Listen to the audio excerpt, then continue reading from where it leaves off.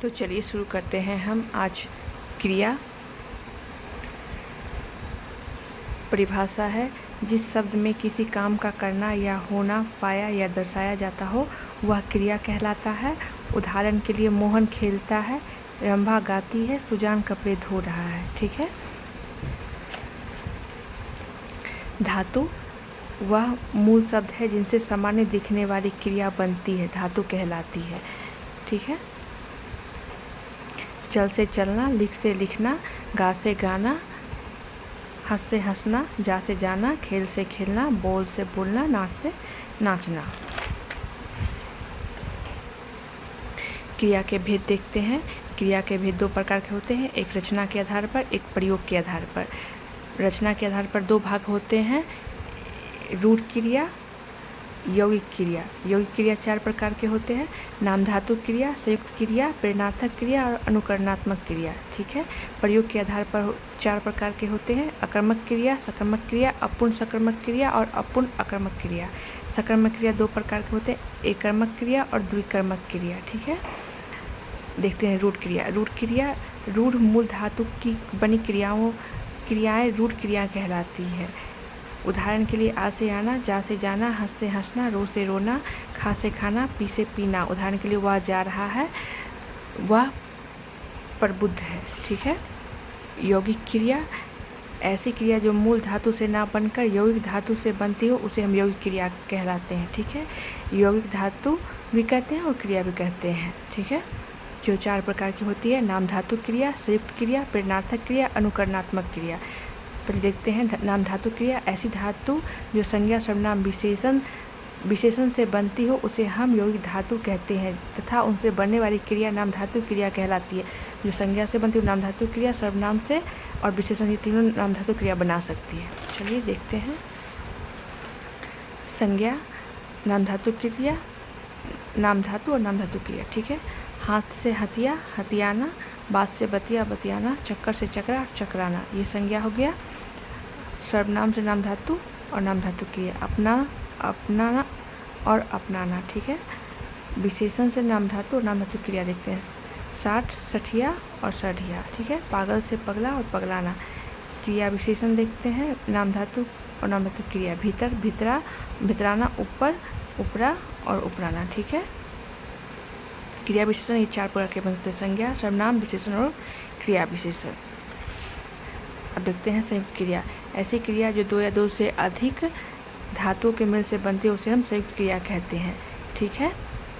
Note, इस क्रिया में विशेष बात यह होती है कि यह पहली क्रिया प्रायः मुख्य होती है तथा दूसरी क्रिया पहली क्रिया में विशेषण उत्पन्न करने के लिए लगती है। ठीक है। जैसे वे घर पहुँचे, यह मुख्य क्रिया है। वे सभी पढ़ने चले गए, यह मुख्य क्रिया है। ठीक है। प्रेरणार्थक क्रिया, ऐसी क्रिया जिनसे यह पता चलता हो कि कर्ता स्वयं ना करके किसी दूसरे से काम करने के लिए प्रेरित कर रहा है। ठीक है।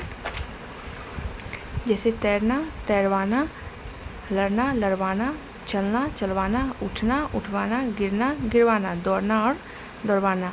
यानी कर्ता खुद ना करके किसी दूसरे से करवाया जाए, उसे हम क्या कहते हैं, प्रेरणार्थक क्रिया कहते हैं। अनुकरणात्मक क्रिया, ऐसी क्रिया जो किसी ध्वनि, आवाज़, बोली के अनुकरणा पर बनती हो तो उसे हम अनुकरणात्मक क्रिया कहते हैं। जैसे कुकू, कोयल बोलते से कुकना कहते हैं, भौं भौं, कुत्ता बोलते से भौंकना कहते हैं, मैं बकरी, मिमियाना, टटर, मेढक, टटराना।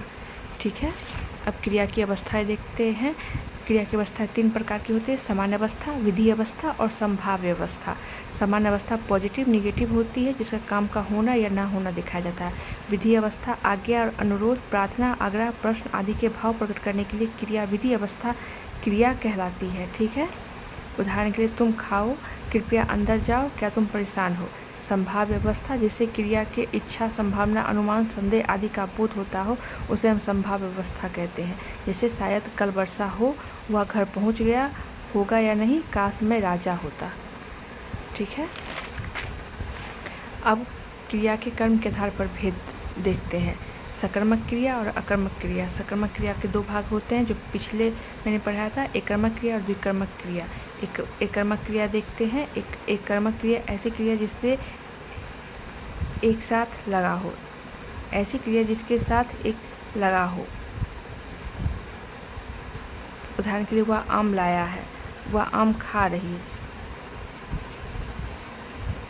द्विकर्मक क्रिया, ऐसा वाक्य जिससे क्रिया के साथ दो कर्म लगा हो, वह क्रिया द्विकर्मक क्रिया कहलाती है। जैसे राम ने मोहन को लड्डू दिए, उन्होंने बच्चों को दिशा निर्देश दिए, यानी दो क्रिया लगी हुई है। उन्होंने क्या किया, बच्चों को निर्देश दिया। ठीक है, राम ने सोहन को लड्डू लाने को कहा।